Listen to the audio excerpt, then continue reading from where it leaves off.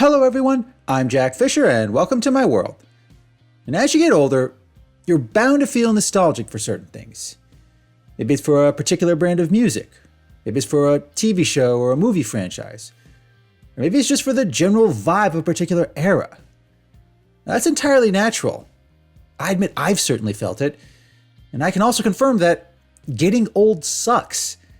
Remembering the past fondly is basically the same as remembering how it felt to be young. But even when I was younger, people in general spoke fondly of how things used to be. They didn't always call them the good old days. They just seemed to ascribe all these positive things to a particular era in time.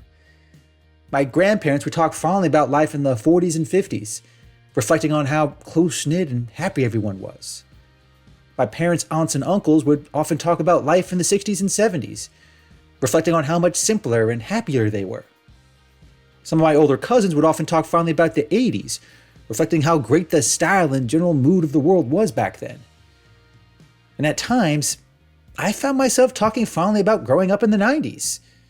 Many people my age often share that sentiment, wearing their status as a 90s kid with pride. However, for me personally, most of that fondness was reserved for how great the cartoons, comics, and video games were.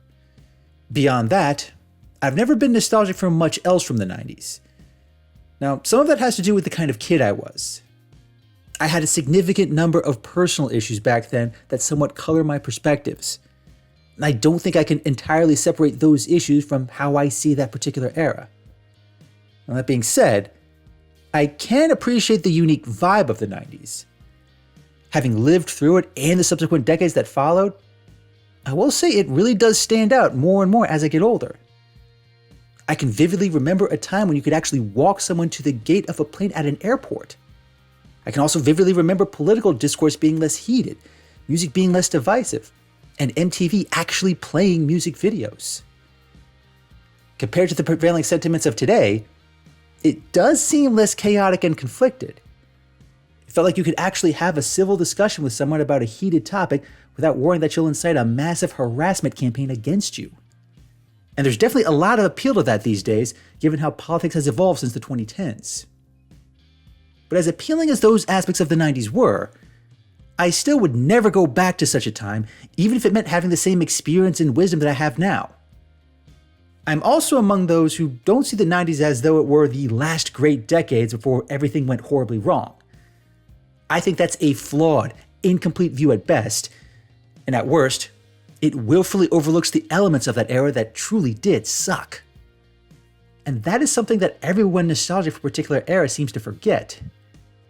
They highlight and focus on the good things they remember, but they forget about the aspects that were genuinely terrible.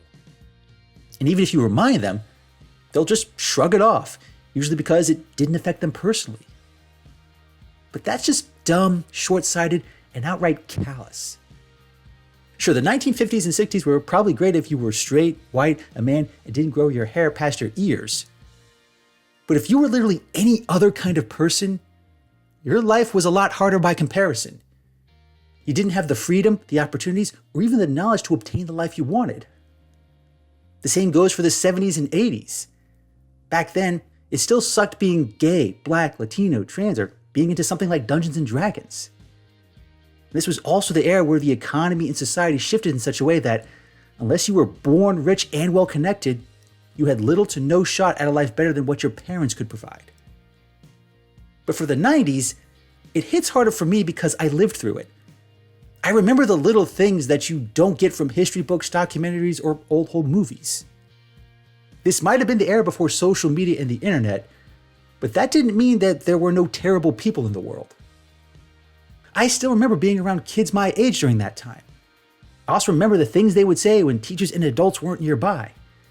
I remember what they did when there were no cameras or smartphones to record everything.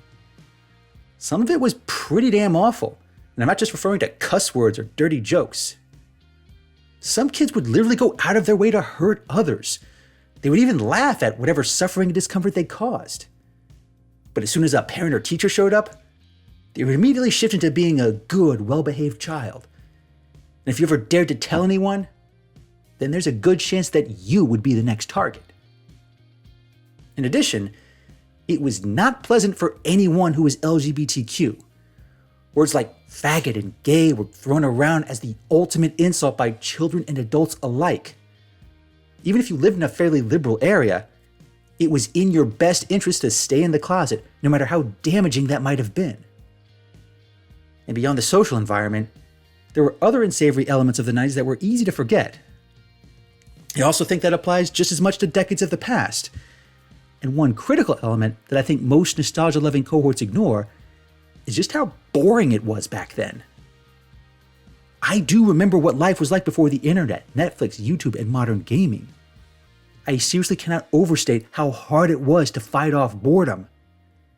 If there was nothing on TV, even if you had cable, you were screwed. And since DVR didn't exist, you were stuck watching VHS tapes. If you preferred reading books or listening to music, then your selection was as limited as your wallet. You couldn't just stream new music. You actually had to listen to a radio until a new song came on. But that usually involved listening to obnoxious DJs and endless commercials for long-distance services.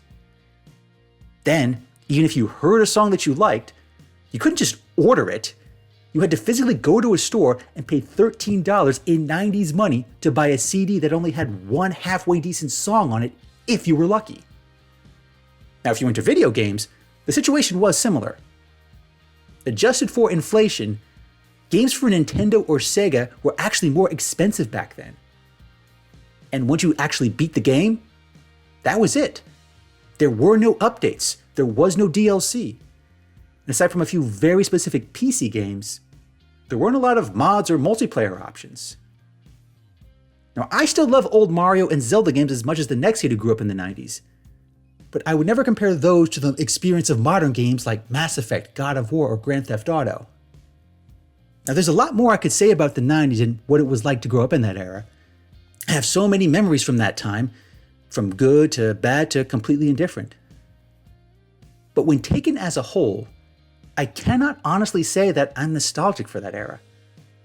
I do not want to go back to a world before the internet.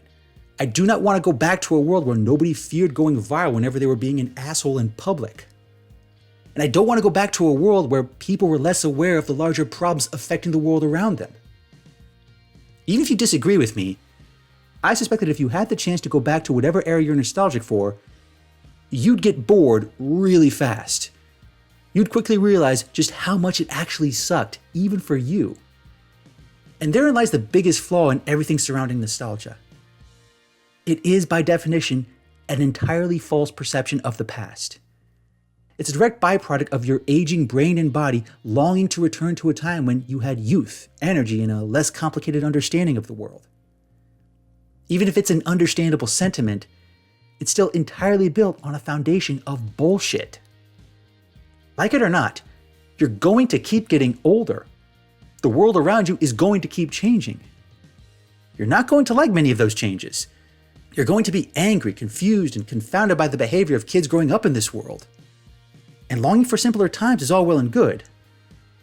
But it ultimately solves nothing and just distracts you from what's truly important in the present. Thanks for watching, everyone. And thanks for joining me in my world. Please remember to like, comment, and subscribe. And until next time, take care and stay safe.